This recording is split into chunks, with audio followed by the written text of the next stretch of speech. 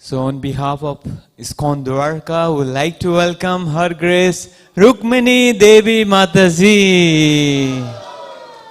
So it's our great fortune that Mataji is here among us today. So she was initiated by Srila Prabhupada in 1968 in Montreal. After coming to Krishna consciousness in San Francisco, she has served Boston, Newark and Los Angeles as Pujari. In 1972, she was sent by Srila Prabhupada along with a group of other devotees to Mayapur to learn the art of putul, clay doll making, for the purpose of creating theistic exhibition. And apart from that, she is board member of Bhakti Center in New York City and the Bhakti Vedanta College at Radhadesh in Belgium. She is currently teaching and leading workshops and retreat in Newark and the Washington DC area. And she is the wife of His Grace Anuttama Prabhu, who is ISKCON Global Minister of Communication. And she is mother of Gauravani Prabhu, the Kirtanier, so who is so famous. Yes, and she lives in Washington DC area. So today we are so fortunate Mataji is here among us. We have heard so much about Mataji. Today we are here to hear from her. So let's welcome Mataji from the core of our heart by chanting Hare Krishna, Hare Krishna, Krishna Krishna, Hare Hare, Hare Rama, Hare Rama, Rama Rama, Hare Hare. Her Grace Rukmini Devi Mataji ki, Jagadguru Srila Prabhupada ki. Thank you for inviting me to this beautiful up-and-coming temple. So exciting. Hare Krishna.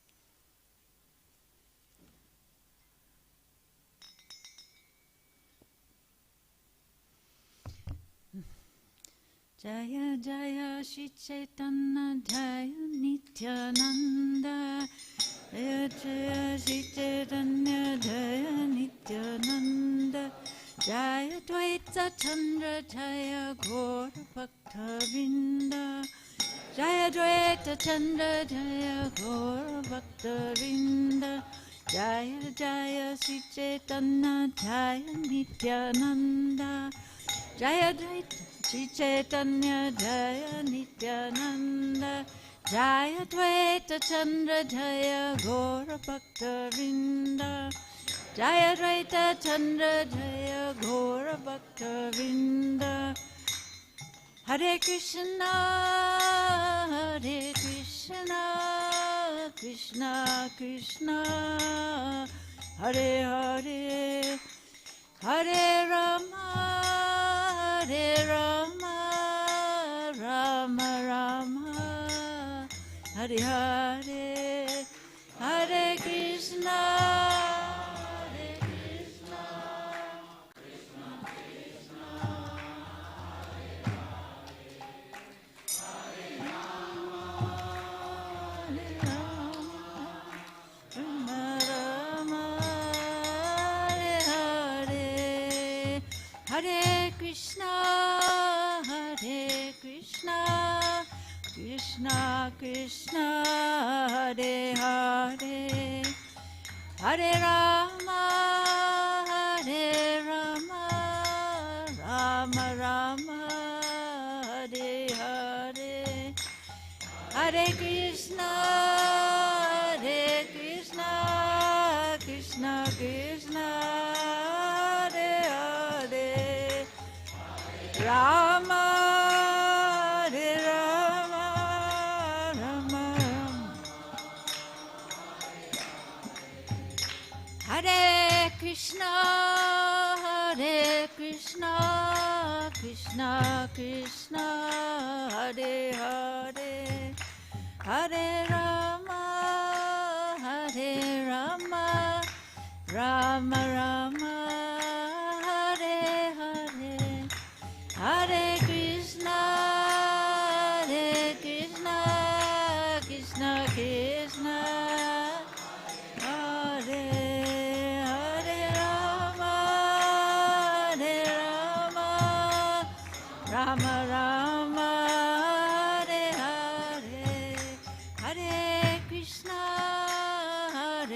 Krishna, Krishna Krishna, Hare Hare, Hare Rama, Rama Rama, Hare Hare, Hare Krishna, Krishna Krishna, Hare Hare, Hare Rama, Rama Rama, Hare Hare, Jaya Rukmini Dwarkadish, Rukmini Dwarkadish, Rukmini Dwarkadish, Rukmini Dwarkadish, Rukmini Dwarkadish, Rukmini.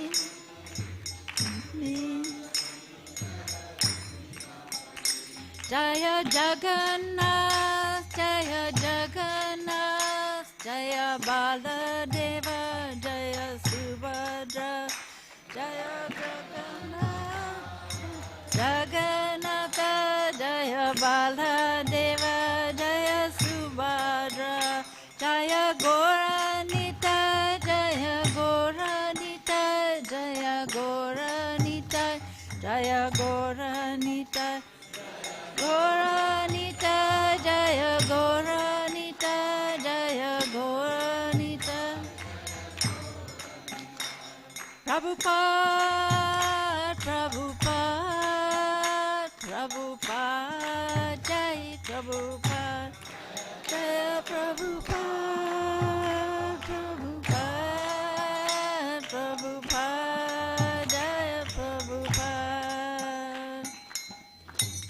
Ananta Lila Pravishtam Vishnupad Paramahansa Pariprajakacharya Astatara Satasrishima Shila Abhay Charnaravinda Bhakti Vedanta Goswami Maharaj Prabhupada Ki Jai, Ananta Koti Vaishnavrinda Ki Jai, Namacharya Shila Haridas Thakur Ki Jai, Brahmasakor Shri Krishna Chaitanya Prabhu Nityananda Shri Advaita Gadadhar Shri Vasari Gaura Bhaktavinda Ki Jai, Shri Radha Krishna Gopinath Sham Kunda Radha Kunda Giri Govardhana Ki Jai, Shri Vrindavan Mathura Dhama Ki Jai, Navadip Mayapur Dhama Ki Jai, Tulsi Devi Bhakti Devi Ki Jai, Shri Jagannath Puri Dhama Ki Jai, Dwarka Dham Ki Jai. All glories to the assembled devotees, all glories to the assembled devotees, all glories to the assembled devotees, all glories to Shri Guru and Shri Gauranga, glories to Srila Prabhupada.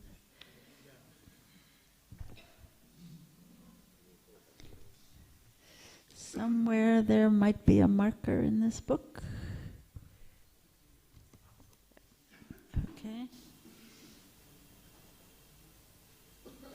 Reading from Srimad Bhagavatam, reading from Caitanya-caritāmṛta Adi Lila, chapter 7, text number 40. 140, thank you. Thare nirvishesha kahi chit Shakti Namani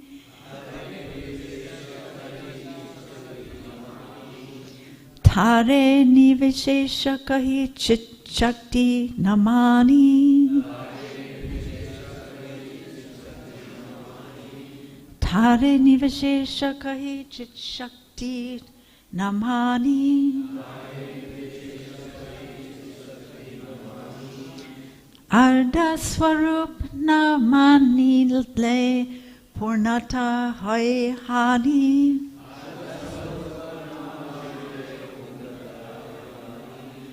Arda Swarup Namani Le Purnata Hai Hani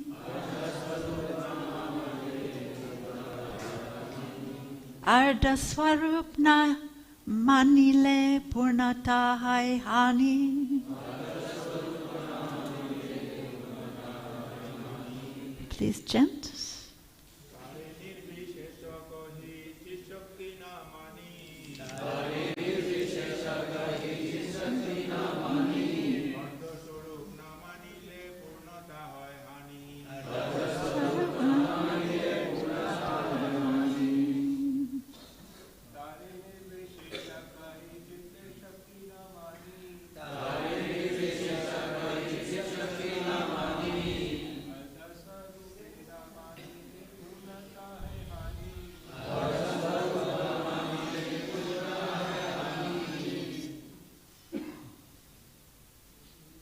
Matajis, Vaishnavis.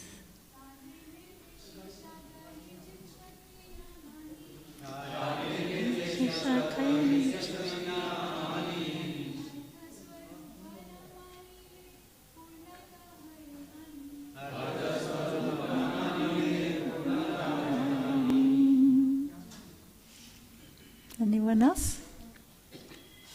Okay. Tare. Unto him, nirvishesha, impersonal. Kahi, we say, chit shakti, spiritual energy. Na, do not. Mani, accept. Ardha, half. Swarupa, form. Na, not. Manile, accepting. Purnata, fullness. Haya, becomes. Hani, defective. Translation. When we speak of the Supreme as impersonal, we deny his spiritual potencies. Logically, if you accept half the truth, you cannot understand the whole. Purport by His Divine Grace, Srila Prabhupada.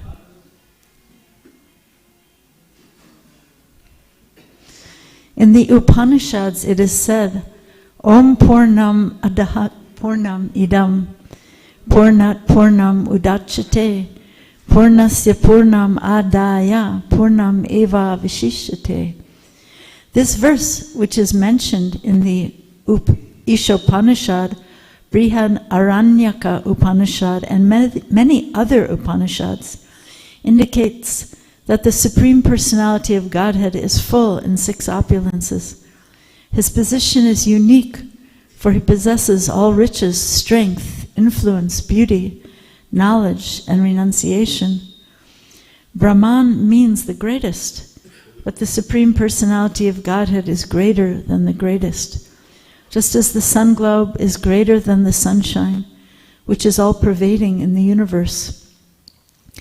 Although the sunshine that spreads all over the universes appears very great to the less knowledgeable, greater than the sunshine is the sun itself, and greater than the sun is the sun god.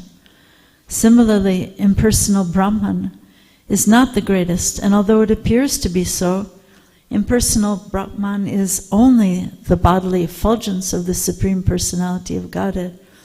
But the transcendental form of the Lord is greater than both the impersonal Brahman and localized Paramatma. Therefore, whenever the word Brahman is used in the Vedic literature, it is understood to refer to the Supreme Personality of Godhead. In the Bhagavad Gita, the Lord is addressed as Para Brahman. Mayavadis and others sometimes misunderstand Brahman because every living entity is also Brahman. Therefore, Krishna is referred to as Para Brahman, the Supreme Brahman. In the Vedic literature, whenever the words Brahman and Para Brahman are used, they are to be understood to refer to the Supreme Personality of Godhead Krishna. This is their real meaning. Since the entire Vedic literature deals with the subject of Brahman, Krishna is therefore the ultimate goal of Vedic understanding. The impersonal Brahmajyoti rests on the personal form of the Lord. Excuse me. Therefore, Although the impersonal effulgence, the Brahmajyoti, is the first realization, one must enter into it, as mentioned in the Ishopanishad, to find the Supreme Person, and then one's knowledge is perfect. The Bhagavad Gita 7:19 also confirms this. Bahunam janmanam ante jnanavan mam prapadyate. One's search for the absolute truth by dint of speculative knowledge is complete when one comes to the point of understanding Krishna and surrenders unto him. That is the real point of perfectional knowledge. Partial realization of the absolute truth as impersonal Brahman denies the complete opulences of the Lord. This is a hazardous understanding of the absolute truth. And thus one accepts all the features of the absolute truth, namely impersonal Brahman, localized Paramatma, and ultimately the Supreme Personality of Godhead. One's knowledge is imperfect.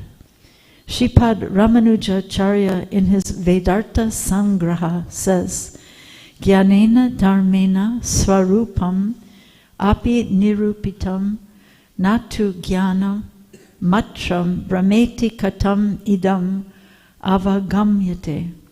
He thus indicates that the real identity of the Absolute Truth must be understood in terms of both his knowledge and his characteristics. Simply to understand the Absolute Truth, to be full of knowledge, is not sufficient. In the Vedic literature, Mundaka Upanishad 119, we find the statement, Yak sarvagya sarvavit, which means that the Absolute Truth knows everything perfectly.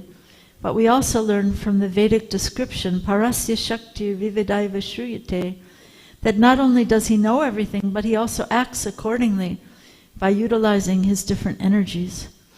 Thus, to understand that Brahman, the Supreme, is conscious is not sufficient. One must know how he consciously acts through his different energies. Mayavadi philosophy simply informs us of the consciousness of the Absolute Truth, but does not give us information of how he acts with his consciousness. That is the defect of that philosophy.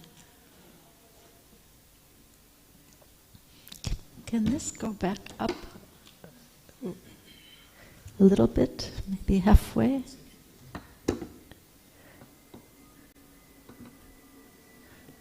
Thank you.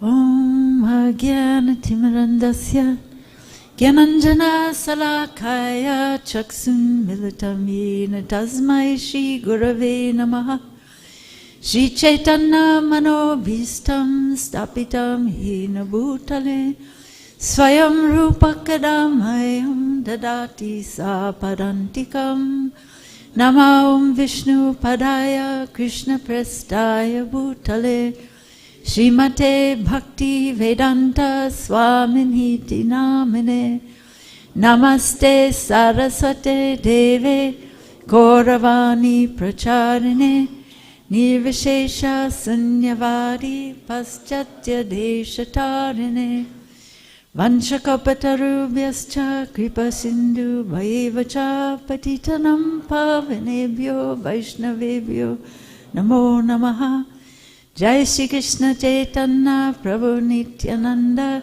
Shri Advaita Gadadhar Shivasadi Gaura Bhaktivinoda Hare Krishna Krishna Krishna Hare Hare Hare Rama Rama Rama Hare Hare Swasyastu Visvasya Kalo Prasidatam Danyantu Bhutani Shivam Vitoriya Manascha Bhadram Vajata Dadhoksaje Aveshatam No Matirapya Vituki.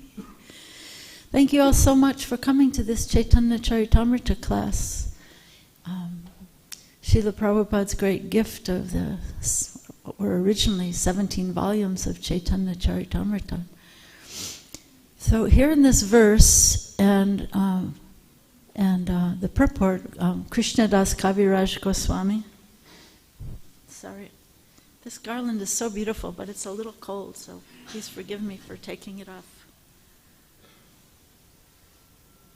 I appreciate the kindness. Just put this around me. So, Krishnadas Kaviraj Goswami and Srila Prabhupada are pointing out in this verse and purport the defect of what it says in the purport of the defect of the hazardous Mayavadi philosophy. When we were driving over here in the car this morning, Kanai Priya Prabhu was telling me some stories of Prabhupada when he was speaking in New York in the 1966 in the studio of Dr. Mishra, and Prabhupada was sitting at the back of the room. Dr. Mishra did not want Prabhupada to speak. At one point he said, "Now Swamiji will sing us a song," in a very demeaning way, like he was allowing Prabhupada to do a little kirtan but not speak. So this one man was sitting next to Prabhupada, and Prabhupada whispered to him while Dr. Mishra was speaking, "This is all nonsense." So here that's being further explained. So why is it all nonsense? Why is it hazardous? What is the defect? The defect is that philosophy only explains half the truth. It denies, it talks about the position of the Supreme, but it doesn't talk about his potencies or how he acts in that position. It doesn't talk about his potencies, his energies, and how he's acting. So Srila Prabhupada says that whenever, in this purport, whenever Brahman is mentioned, it actually indicates the Supreme Personality of Godhead. So this is very confidential knowledge. This is, all over India, all over the world, people are really, all the religions actually have become contaminated by this impersonal thinking. And they tend to think that this kind of devotional thinking is more for, not very sophisticated, not very intellectual people. Women and children, right?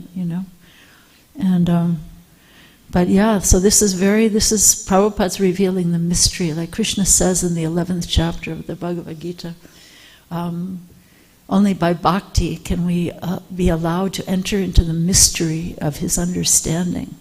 So here Srila Prabhupada's opening that mystery to us. So yeah, the ultimate source is greater than the energy.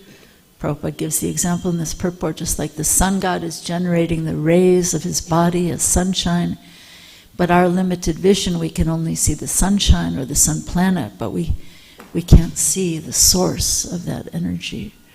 So we need to understand that the energetic is acting along with his energy, that he's never divorced from his energy. And his energy, or Shakti, is always acting. The Shakti is always acting under the direction of the Shaktiman, or the source of the energy. Maya Dyakshena Prakriti Suyate Sacharacharami Hetunanena Kaunteya Jagat Viparivartate. Krishna says in the 9th chapter of Bhagavad Gita, "This material nature is working under my direction, O son of Kunti, and it is producing all moving and unmoving beings. By its rule, this manifestation is created and annihilated again and again." So the point here is that the impersonal philosophy denies the person, right? Denies the person behind all things. And in the last sentence of Srila Prabhupada's purport, he says that the defect of the impersonal philosophy is that it somewhat explains the consciousness of the Absolute Truth, but does not explain how he acts in that consciousness. It denies the details of the opulences of the Lord, and and it's just not enough to know that he's conscious. In order to, right, if you think about it, in order to love someone, you need to love a person, right? You can't just love the sky. You might like the sky, right? Of course, the sky in Delhi, you can't see it, right? But you might like the sky, but you can't really love the sky. In order to love, we have to love a person, because the person is what's real. A person is what's real and what's relatable. And when we want to love someone, we need to know the details about that person. So in that way, Bhagavan is defined as the Supreme Personality of Godhead, full in 6 opulences. Aisvaryasya samagrasya viryasya yasasasya Jnana vairagya yaschaiva sangam baddha itangana. This is from the Vishnu Purana. So the details of the greatness of that person are that he possesses, right, all riches, all strength, all influence, beauty, knowledge. And in spite of having all those things, he's not attached to any of it. He's renounced, right? He can just walk away from it. Yeah.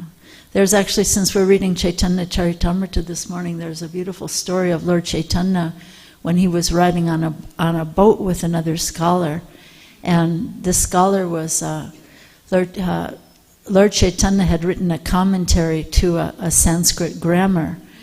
And this other scholar, young scholar, had also written a commentary to that grammar.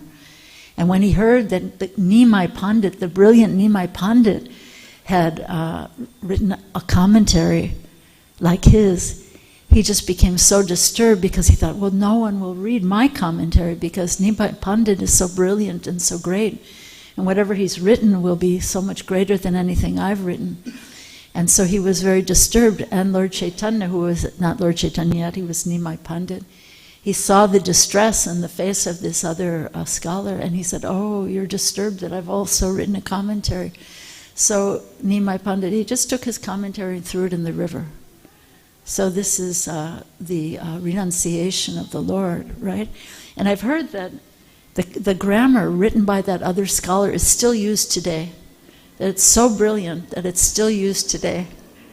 But Lord Chaitanya was so renounced. Oh, you're feeling some pain in your heart that my commentary might be better than yours. Just throw it in the river. So, yeah. So this is so beautiful, isn't it? It really touches the heart when you hear about the sweetness and the love of such a person. So on this sublime path of bhakti, Srila Prabhupada's I always find it so charming. Srila Prabhupada says, we are given God's address, Vrindavan, right? We know where he lives. He lives in Vrindavan. We know his father's name, Nanda Maharaj, right? So such charming sweetness, made so accessible, like such a great mystery, but made so accessible for us by such great acharyas as Srila Prabhupada and all the acharyas in our great disciplic succession. So what I really want to talk about today is this idea of personalism, but not just personalism, but a lived personalism. So I'd like to call this class a lived personalism. And what do I mean by that? What am I talking about? Everybody here understands English? Pretty much? Okay, okay. At Punjabi Bagh they were speaking in Hindi. But thank you for letting me speak in English. Prabhupada also was not very, he didn't think his Hindi speaking was very good. Sometimes he would ask the audience if he should speak in Bengali or English or Hindi, and he didn't feel like he was very proficient in Hindi. So my point is here that we're following a highly personal philosophy, and yet often in our temples we behave or we interact in impersonal ways. Have you ever experienced that? Yeah. Somebody maybe jumps over you to give a garland to their guru or something like that, you know? So what I really want to talk about here is that what's real is the person. Just yesterday we had such a beautiful Gita Jayanti celebration. Did you have that here also? Gita Jayanti? Yeah. Jai Shri Rukmini Dwarka Delhi, Jagannath Subhadra Baladev, Shri Caitanya Srila Prabhupada Ki Jai. So many devotees were gathered just to honor the sacred words of the Supreme Person, Lord Shri Krishna. And in the Bhagavad Gita, one of the great summary, pinnacle chapters is the yoga of the Supreme Person, right? So Krishna consciousness is the yoga of the Supreme Person. And we're being instructed here to worship that Supreme Person along with his energies. Otherwise, our worship, our knowledge is incomplete. And I think we're probably all familiar with Bhagavad Gita 4:34, where Krishna says we must try to learn the truth by approaching a spiritual master the self-realized soul, can impart knowledge unto you because he has seen the truth. So what about the next verse? Do we know the next verse as well as we know that verse? Verse 435. So the question is, what is that truth, right? He'll give you the truth because he's seen the truth. But what is the truth? So in verse 435, Krishna says, when you have learned the truth, you will know that all living beings are but a part of me, are in me, and are mine. So what does that say to you? I mean, how should we treat other living beings? Anybody have a thought on that? Anybody have a thought? If all living beings are part of Krishna, are in him, and he says they're mine, like, you know, like a 2-year-old will say about his toys, they're mine, mine. So Krishna in a very possessive way is saying, they're mine. So what does that bring up for you? What does that mean to you? Anybody have a thought?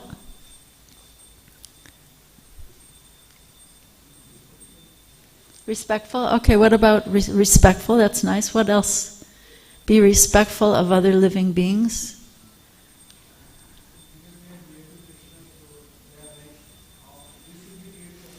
Beautiful. They're dear to Krishna, so they should be dear to us also, right?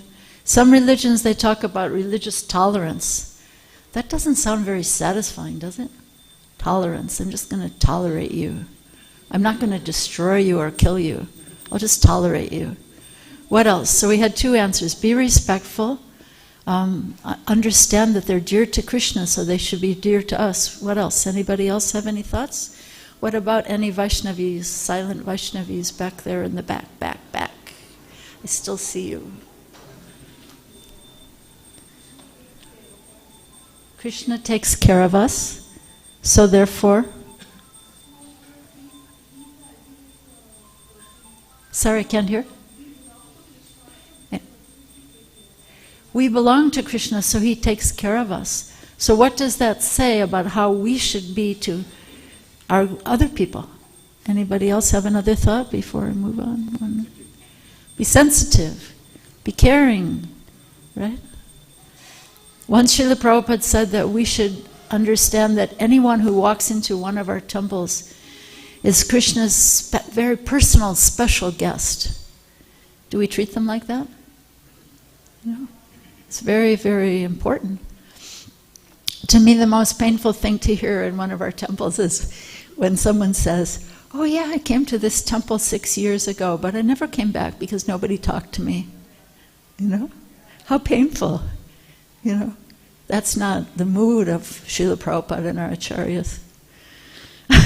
Once, I'll tell you a funny story. My husband was the temple president of Denver, Colorado at one time, and we were trying to open a restaurant in the temple.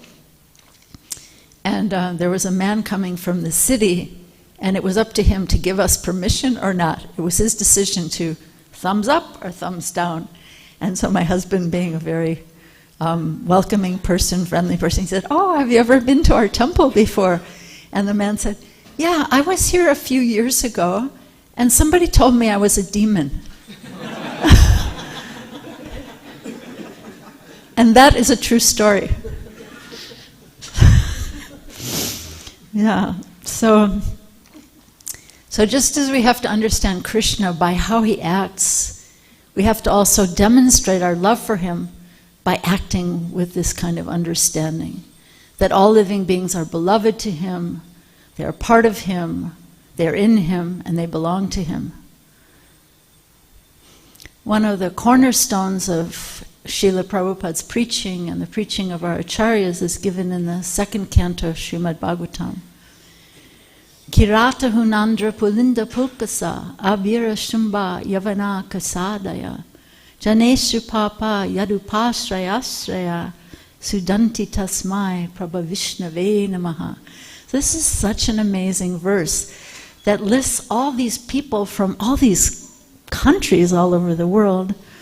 Kirata, the Huns, that's Hungary. Andhra, it mentions the people from Andhra Pradesh. Andhra, wow. Pulinda, that's the Greeks. Pulkasa, I don't know who that is. Abira, Sumba, Yavana, the Turks, right? the members of the Kasha races, I think that's the Chinese, and even others addicted to sinful acts can be purified by taking shelter of the devotees of the Lord due to His being the supreme power. I beg to offer my respectful obeisances unto Him. Isn't that so powerful and so beautiful? Yeah, in one of our temples in the US, there's an African lady. She's a devotee. She's an initiated devotee. She is from Rwanda. So she lived through the civil war in Rwanda. And just imagine, we can hardly imagine what she's been through, anyone who's lived through war, right? So she's an initiated devotee, black African lady, lives in the temple. Somebody came up to her in the temple and said to her, "This is not your religion. What are you doing here?" You know? Just imagine how discouraged and excluded that African Vaishnavi felt hearing that. So then let's contrast that consciousness to the inclusive consciousness of Srila Prabhupada. I'll tell you a story of Srila Prabhupada. So Srila Prabhupada, when they were building the Mumbai temple, Surabhi Maharaj was the architect, and Prabhupada was there in Mumbai, and he was in his room, and Surabhi Maharaj came in there and said, "Prabhupada, there's one of the stone workers, one of the stonemasons here building the temple, all day long while he's..." Prabhupada was very disturbed by that sound of that, but he was also encouraged that the progress was going on. But so Surabhi Maharaj came and told Prabhupada, this one stone worker, all day long while he's working, he's saying, Allah, Allah, Allah, like that. All day long, he's chanting the name of Allah. And Prabhupada said, "Oh, I want to see him." He was so moved by that, you know. He wasn't saying, "Oh, well, let's go tell him he should chant Krishna, Krishna." No, he was very moved by that. So Surabhi Maharaj said, "Oh, Prabhupada, I'll bring him here." And Prabhupada said, No, I don't want to disturb his work." So Prabhupada got up from his asana and he went and, you know, was secretly looking at this man from around the corner without disturbing his work. He wanted to see his beautiful devotion. This is the broad-mindedness of Srila Prabhupada, right? So, let's see. I think I have this quote from Bhakti Tirtha Maharaj.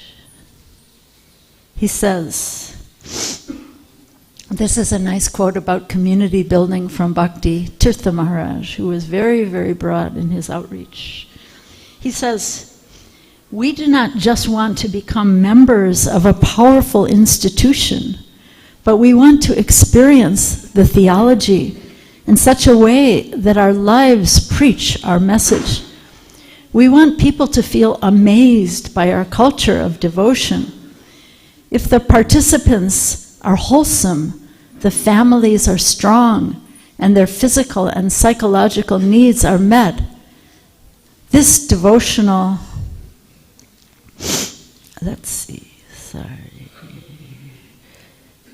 "This devotional culture will certainly amaze people.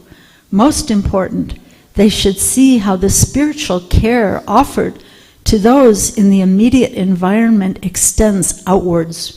Right? "We must first influence our own communities in order to influence the society. If we cannot first help ourselves, how will we execute the commission of these great acharyas who want us to assist them in global transformation?" Do you like that quote? It's nice, right?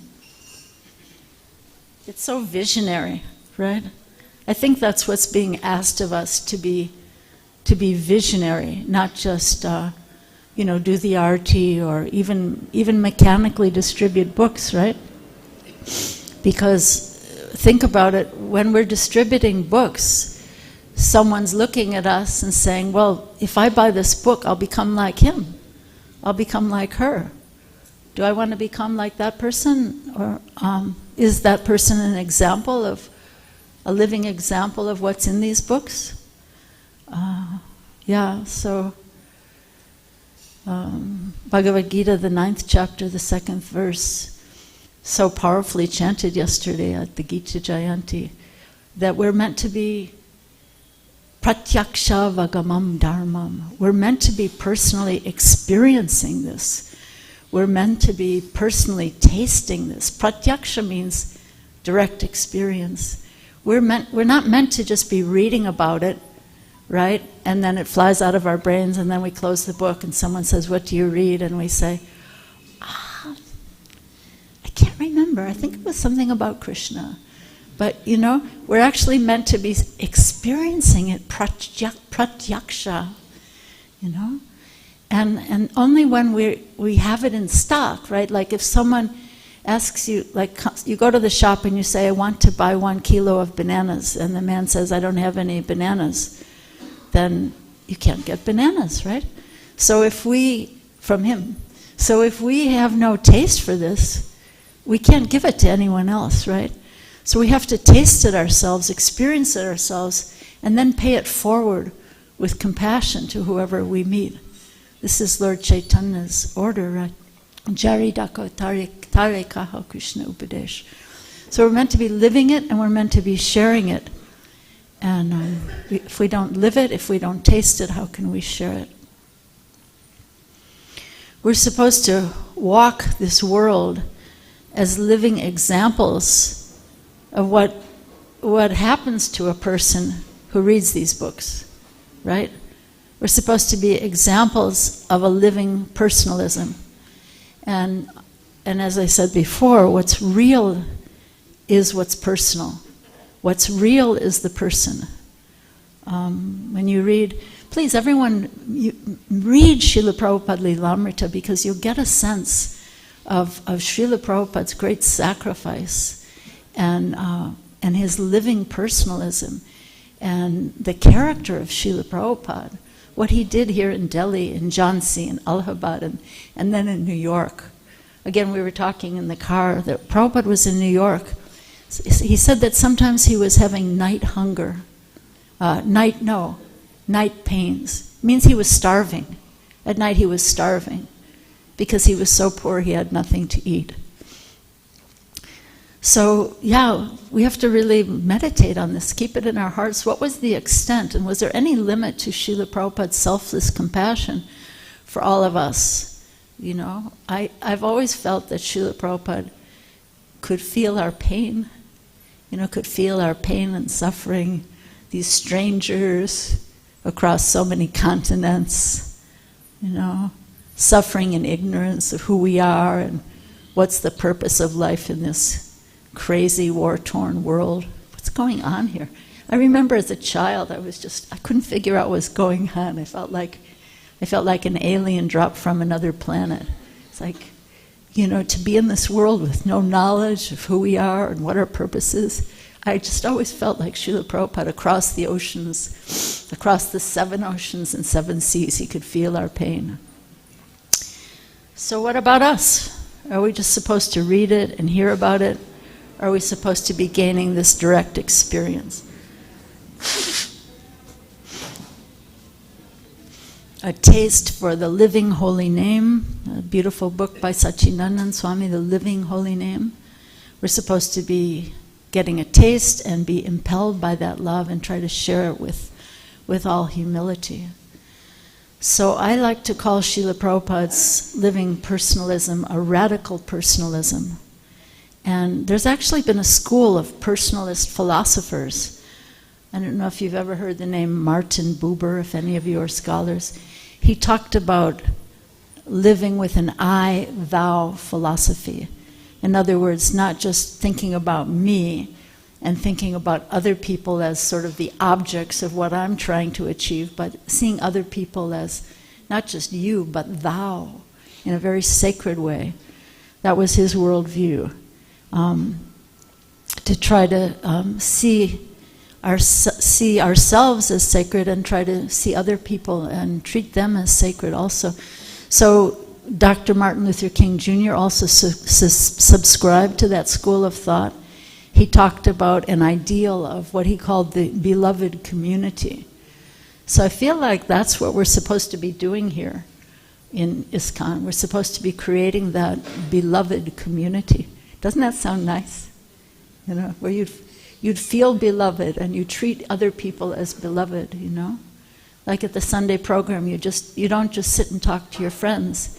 You reach out to see if there's somebody, you know, maybe sitting by themselves in a corner, or maybe someone's feeling very sad, to reach out to them and find out, you know, why are you so sad and what can I do?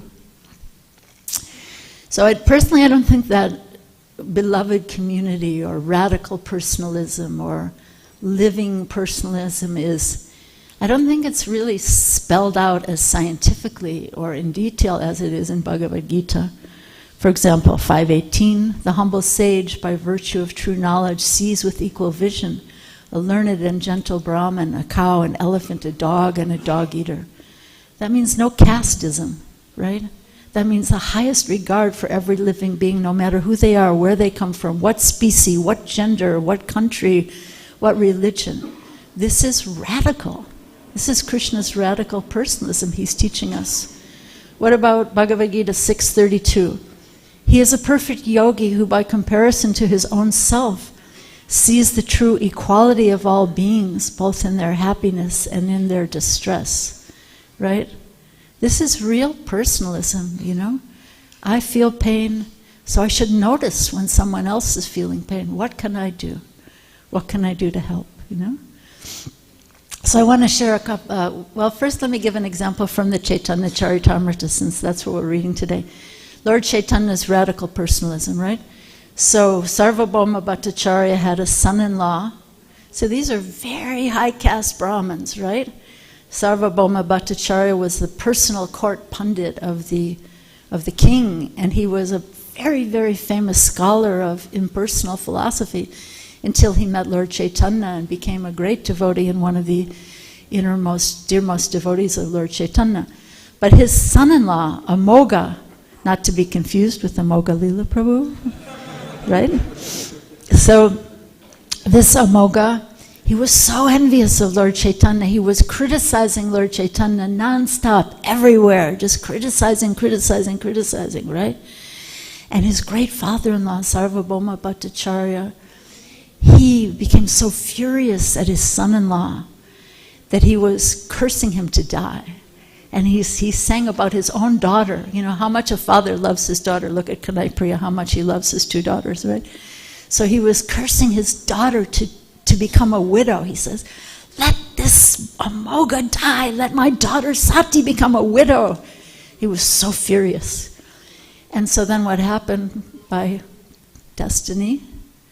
Amoga contacted cholera, and he was suffering very much and dying. And Lord Chaitanya came to see him, and Lord Chaitanya was touching Amoga's heart. So beautiful, right? Lord Chaitanya is putting his hand on his Amoga's heart, and he said, Amoga, the heart of a Brahmin is a very pure place. How have you allowed envy to enter there? So Amoga repented. He began to feel remorse and contrition. And he was touched, literally touched by the hand of Lord Chaitanya, but touched by the mercy of Lord Chaitanya, and inspired great contrition in his heart. And that cholera left his body. And then Amoga was again and again slapping his face like, this mouth has offended Lord Chaitanya. I've offended Lord Chaitanya with this mouth, and he's slapping his face. So yeah, this is the radical personalism of Śrī Caitanya Mahaprabhu, our Lord who we worship, right? So our worship should include following this example in our own small lives. Maybe we don't know anyone who has cholera, and maybe we don't have the potency to remove cholera from someone's body, but in some small way we can remove some pain or suffering by a kind word, a smile, a gesture, or, you know, maybe even giving blood sometimes, right? So I want to share a couple of stories of Srila Prabhupada's radical personalism. I know everyone likes stories of Srila Prabhupada. I'll tell a story, and then I'm going to ask you, what did you learn from this story? Okay? Okay. So at one time there was a Gurukula in the temple in Dallas, Texas. And at that time, the devotees were few and they had many responsibilities. And there was one lady, she was a teacher, a disciple of Prabhupada, and she was a teacher and she was teaching academics. Where is Amba? There she is, okay. So she was a teacher, teaching academics all day, but at night she was an ashram teacher. So she was so stressed out, she couldn't handle it, and she just felt like she was just braiding like hundreds of braids in the hair of these girls every day, and she was so stressed out.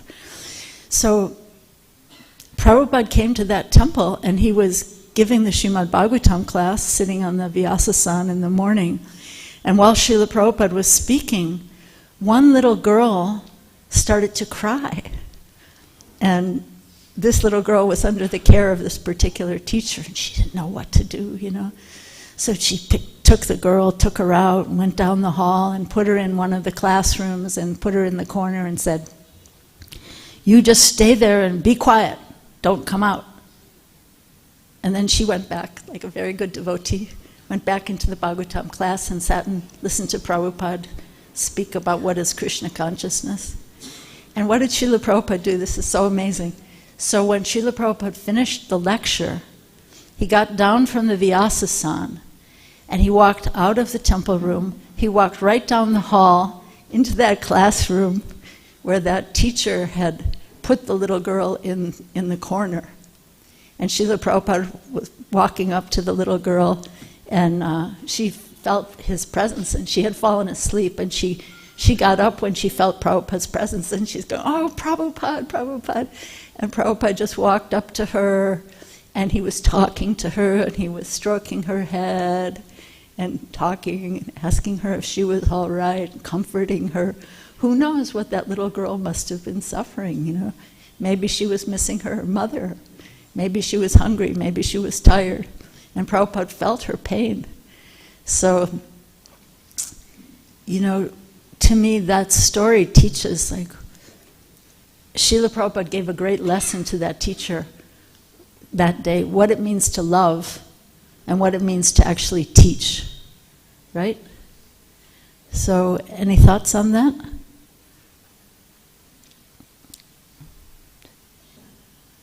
Srila Prabhupada's sweetness, yes?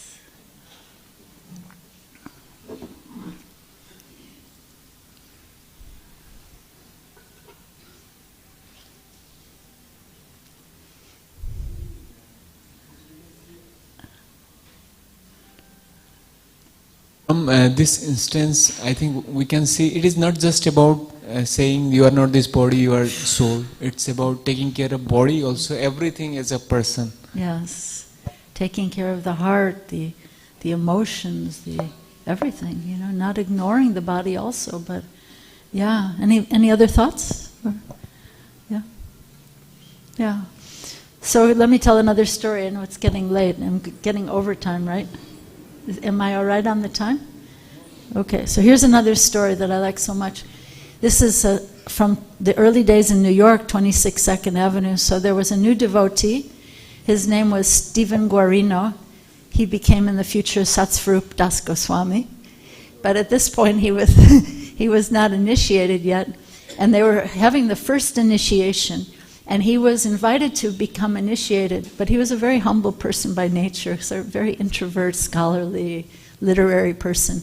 And he just felt very unqualified, so he didn't go to that initiation. But he was doing typing for Prabhupada. He was typing up Prabhupada's manuscripts. So every week Prabhupada would come to his apartment and accept the typing that he had completed. So the night after the initiation, Prabhupada came to his apartment to pick up the typed manuscripts, and he handed the manuscripts to Prabhupada at the door, Swamiji at that time, and he was thinking, you know, I'll just do this mechanically. He was thinking he didn't need to give his heart. He was going to do this work, and in a sort of a mechanical way, right? So Prabhupada accepted the manuscript from him, and then just looked at him in the eyes and said, in such a tender way, Prabhupada said, "If you love me, I'll love you." Isn't that beautiful? So in conclusion, thinking of this idea of a lived personalism or a radical personalism, Srila Prabhupada taught that we should see anyone who walks into one of our temples as Krishna's special guest, to welcome them, but not to just treat them with kind of a one-upsmanship. Don't do this, don't do this, don't put your feet here, don't do this, you know. People get overwhelmed when we tell them so many rules like that, you know. So we need to welcome them as unique persons, as beloved parts of Krishna, and not receive them with ego or judgmentalism or this. What do I mean by one-upsmanship? I mean, you know, like I came to the temple last month and I know that you shouldn't do this and you shouldn't do that, so I'm going to tell you. No, that's not the right mood, right? So, yeah. Srila Prabhupada wrote that Krishna, who is known as Govinda, is always inviting us, the fallen conditioned souls, to associate with him in pastimes of love. So, my question for myself and for all of us is, can we accept his invitation and extend that loving invitation to others as well?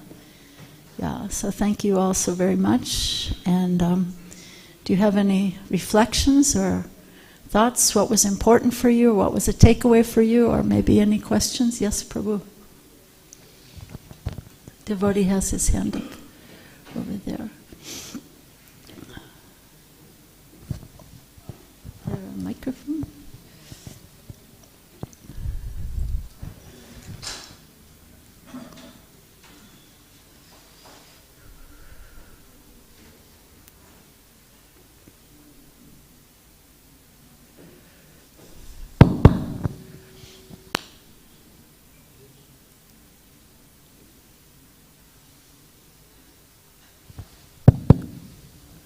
Hare Krishna Mataji. Dandavat Pranam, Jai Srila Prabhupada. Jai Srila Prabhupada. My question is that soul has any gender? That's an interesting question. Soul is a male, female, or transgender, or That's this a- or that? That's a question not on the topic of today's class, but we should try to ask questions or reflections on the topic of the class.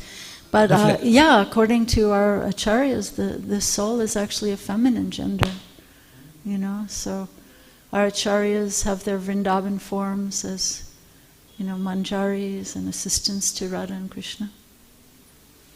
Some are cowherd boys, some are in a parental rasa, but generally the nature of the jiva is understood to be feminine. Thank you very much for the wonderful lecture. I was actually not present. I get playing cricket, but somehow I came and. Thank you for coming. Thank you very much. Thank you very much. Thank you. Hare Krishna, Jai Srila Prabhupada. Jai Srila Prabhupada.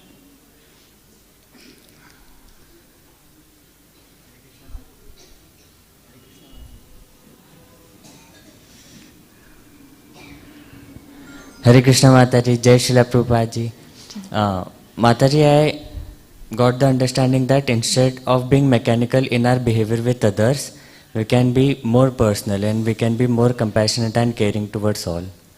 Yeah, thank you. You got the essence of the message, right? Yes, Mataji. Like, if you think about it, think of people in your own family, you know, can you treat them in a mechanical way? No, Mataji, all are dear to Krishna and so we must treat them as they are our own.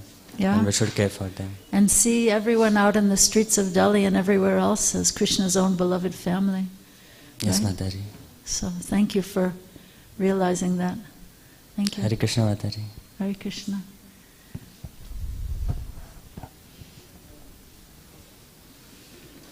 I'm going to take this question from this gentleman, and then I want to take some reflection from one of the Vaishnavis. Yeah. Hare Krishna Mataji, Dandavat Pranam. Mataji, we have to extend our love and affection to others, but most of the time, what we feel that we should be loved. So that feeling becomes more prominent than extending love towards others. So how do we, curb that tendency and more of, try to give rather than receive? Yeah. That's spiritual consciousness, isn't it? To give, to think of giving more than we receive. And the fact is that the more we give, this is part of the mystery of Krishna's wonderfulness, that when we give, we receive more than, the one who received. We get more, right? I was thinking today is Christmas Eve, and one of the wise things that was said by Jesus Christ, he said, "As you do unto the least of these, you do unto me." So we get more realization, more happiness by giving. And you can experience it, Like you can get a big box of Mahaprasadam from the temple here, right? And you can put it under your chadar. And you can just sneak home and eat the whole box yourself, and you get a big stomach ache. But instead, you can stand at the door of the temple and give a piece to every devotee, every guest, everyone who's going out in the street, and give it to everyone and say, "This is Krishna's Mahaprasadam." And what will you feel? You can do an experiment. You'll feel more happiness, right? So, to be an instrument of that kind of love. Be an instrument of that kind of love, and you'll get more than you. Try it. I think we should all try it. Try an experiment and see. Thank you so much, I hope Mataji. that's helpful. Because that's a very juvenile thinking, isn't it? When it's all about me. This is how, I meant to mention a 2-year-old again. These are my toys, and nobody can play with my toys. And it's a very juvenile way of thinking. But when we grow up, we have to grow up to the adulthood of giving, and see what we get. So now, is there some reflection or question from one of the wise, silent Vaishnavis at the back?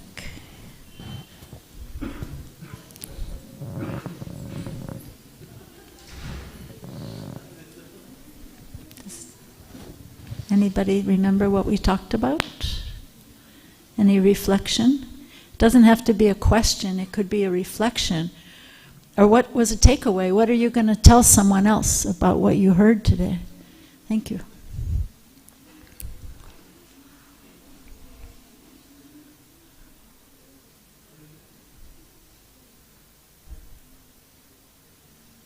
Hare Krishna, Mataji.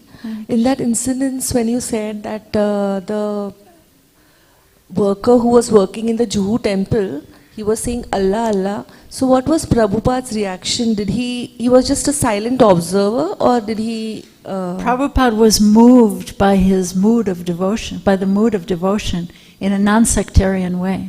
Prabhupada was his heart was touched by that man's mood of devotion. So we should also imbibe that and not be sectarian, And this, when you think about it, devotees like to talk a lot about varnashram, but this is really the essence of varnashram, that everyone should be honored for what they do, and they should do it in consciousness of God by any name. Such a beautiful thing. Prabhupada was so moved by his devotion.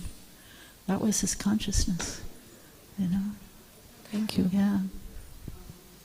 I want to share one other thing. Prabhupada, it was a little story, Prabhupada's Vyasa Puja, and all the devotees were coming up saying all these beautiful words to Prabhupada. Prabhupada, you are Jagat Guru, you are Savior of the whole world, and all these things. And someone was sitting like right at the foot of the Vyasasan and heard Srila Prabhupada saying very, very quietly under his breath after each devotee came up, Prabhupada was saying, "Now you become. You become. Whatever you're saying to me, you become that." Isn't that beautiful consciousness? So, thank you. Yes, Prabhu. I had one question, Mataji. Like, we read Srila Prabhupada books, sometimes we hear conversation also, and sometimes Srila Prabhupada is very heavy and chastising devotees also, and sometimes we see some devotees also acting like in the same manner. So how to understand this point? At the same time, Prabhupada is heavy also, and at the same time his heart is very soft and like living personal. Personalism is there. So. That's a great question, an important question. I think we as followers of Srila Prabhupada, we tend to try to imitate Prabhupada in the wrong way, in the wrong ways. first let's try to imbibe his compassion, Sometimes Prabhupada would say, I can say these things, you cannot, we're going to stand at some big pandal in Delhi and criticize Gandhi or Vivekananda. No, that's not going to work, So we have to first learn Prabhupada's mood of compassion, right? And not think that we're so great that we can be chastising people. Because in fact, whoever I want to chastise is probably much better than I am, much more realized than I am, Prabhupada, could use righteous anger, right? Like Hanuman. But that's a very, very dangerous fire to be touching, Actually, I'll tell you something really cute. Prabhupada, I think this is a Bengali saying. How does it go? Big, big belly. Prabhupada used to say this sometimes under his breath when someone was doing something proud or bombastic or egoistic. You can hear Prabhupada on these lectures, conversations like you're saying. Prabhupada would say, this Bengali, first I'll say the Bengali saying. It's about Hanuman, right? So it's in a little bit archaic English, but try to follow it. Big, big monkey, big, big belly. But Selan jumping, he tries to jump to Lanka, right? Selan jumping, he's melancholy. He can't do it, right? So Prabhupada would say this about his leaders when they were acting a bit proud. You hear him, big monkey. Big monkey, big belly. But he tries to do something great like Hanuman, he's melancholy. So, I think before we try to employ righteous anger like Hanuman and Srila Prabhupada, we should first understand his compassion. We're reading Caitanya-caritāmṛta. Lord Chaitanya was also very harsh with Junior Haridas. But, I've understood from commentators that it was because some of the sannyasis at that time were becoming a little loose in their behavior. So Lord Chaitanya wanted to set an example of one of his dearmost devotees. So, we have to take things. Another important point is to take things in context. Not to take one statement out of context, and not imitate Prabhupada, and not take his. Sometimes his statements in his books come down on us like a ton of bricks, right? But we have to take those statements in the context of everything else he says, right? I hope that's helpful. So I think we're way over time. Please forgive me. I hope you're all not too hungry and starving. Hare Krishna. Thank you for inviting me here to ISKCON Dwarka. Adi Lila.